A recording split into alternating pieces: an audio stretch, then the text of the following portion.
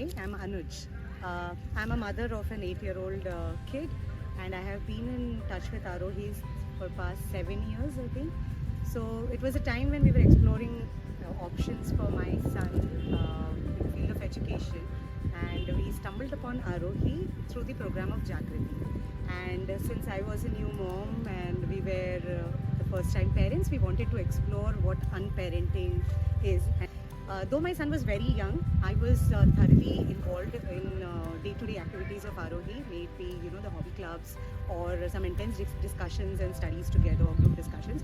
And my son used to be in and out. But I think whatever he heard and got involved into brushed up a lot on him, because as I saw him grow, so it like an equivalent of a 6-year-old or something.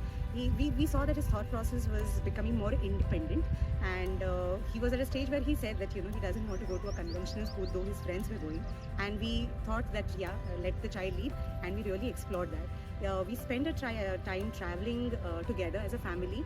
I think what Arohi and a lot of interactions with Arohi and the parents did was that made our mind open up to a lot of explorations. So we were not being judgmental in the way we were being or living every day, and we were not in a comparative mode. I think we kind of eased out and were at peace with our own pace. And we never had a tick mark itinerary even when we traveled through the year that year. And then there came a point when Suvrud, my son, said that he wants to go to a school because a lot of his friends were going to a school. So we as a family were a bit taken aback, but again, what Arohi had taught us to be, we just facilitate what the child really wants to take ahead.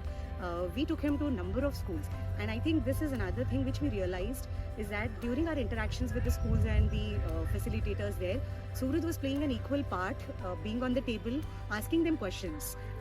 And he chose a school, and then we discussed together to finally choose a school for him. And he went for a year there.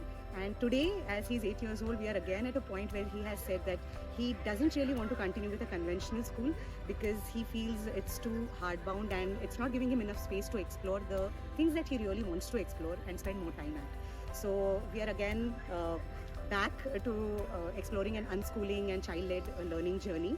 And I give a lot of credit to the family and the Arohi as a setup for bringing this thought process into action.